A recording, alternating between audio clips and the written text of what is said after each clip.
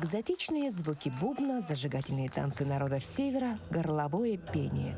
Для военнослужащих из разных регионов страны, проходящих лечение в главном военном госпитале имени Бурденко, открывают загадочный мир Арктики. У меня очень близкие друзья есть тоже из Якутии, орлы. Очень рад, что я прям зашел, взбодрили, подняли дух. Молодцы.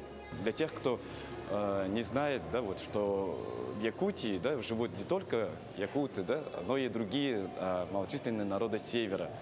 И нам очень отрадно, что мы сегодня выступаем для них. И мы очень надеемся, что мы поднимем их настроение и боевой дух.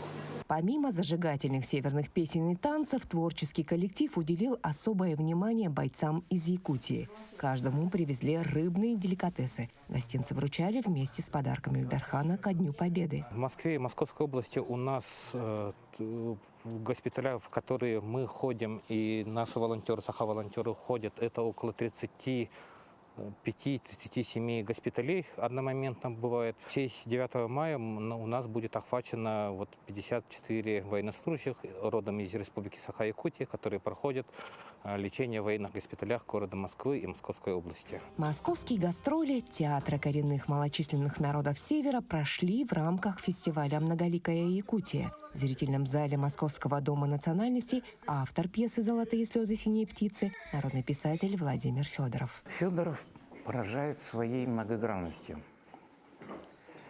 Он сценарист, он поэт, он журналист, он прекрасный прозаик.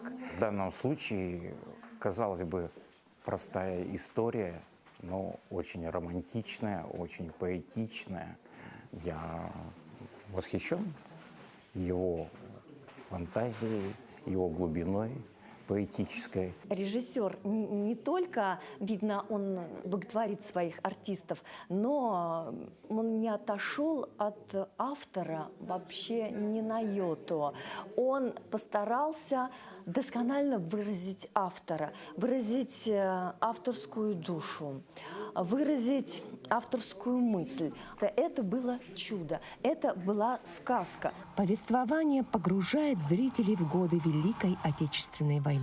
В кадрах военной драмы переплетаются судьбы и легенды народов Севера и Прибалтики.